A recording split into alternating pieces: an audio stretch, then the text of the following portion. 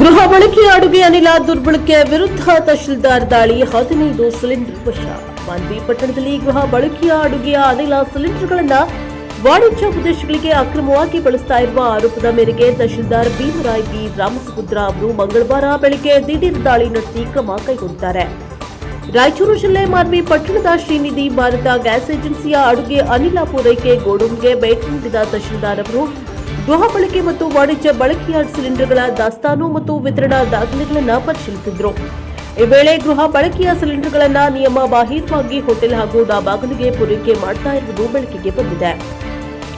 ಸ್ಥಳೀಯ ಹೋಟೆಲ್ಗಳು ಮತ್ತು ಡಾಬಾಗಳಲ್ಲಿ ಅಕ್ರಮವಾಗಿ ಬಳಸಲಾಗ್ತಾ ಇದ್ದ 15 ಗೃಹ ಬಳಕೆಯ ಅಡುಗೆ ಅನಿಲ ಸಿಲಿಂಡರ್ಗಳನ್ನು ಅಧಿಕಾರಿಗಳು ವಶಪಡಿಸಿಕೊಂಡಿದ್ದಾರೆ. ಸರ್ಕಾರವು ಗೃಹ ಬಳಕೆಯ ಸಿಲಿಂಡರ್ಗಳನ್ನು ವಾಣಿಜ್ಯ ಉದ್ದೇಶಗಳಿಗೆ ಅಂದರೆ ಹೋಟೆಲ್, ಕ್ಯಾಟರಿಂಗ್ ಇತ್ಯಾದಿಗಳಿಗೆ ಬಳಸುವುದನ್ನು ಕಟ್ಟುನಿಟ್ಟಾಗಿ ನಿಷೇಧಿಸಿದೆ.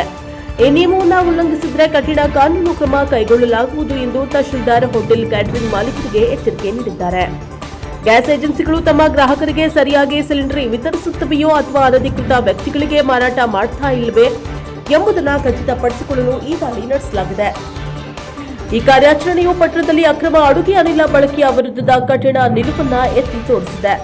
ಮುಂಬರುವ ದಿನಗಳಲ್ಲಿ ಇಂತಹ ಅಕ್ರಮಗಳ ವಿರುದ್ಧ ನಿರಂತರ ತಪಾಸಣೆಯನ್ನ ನಡೆಸಲಾಗುವುದು ಎಂದು ತಹಶೀಲ್ದಾರ್ ಭೀಮರಾಯ ರಾಮಸಮುದ್ರ ತಿಳಿಸಿದ್ದಾರೆ. ತಾಲೂಕು ಆಹಾರ ನಿರೀಕ್ಷಕ ದೇವರಾಜ್ ಹಾಗೂ ಇಲಾಖೆಯ ಸಿಬ್ಬಂದಿಗಳು ಉಪಸ್ಥಿತರಿದ್ದರು.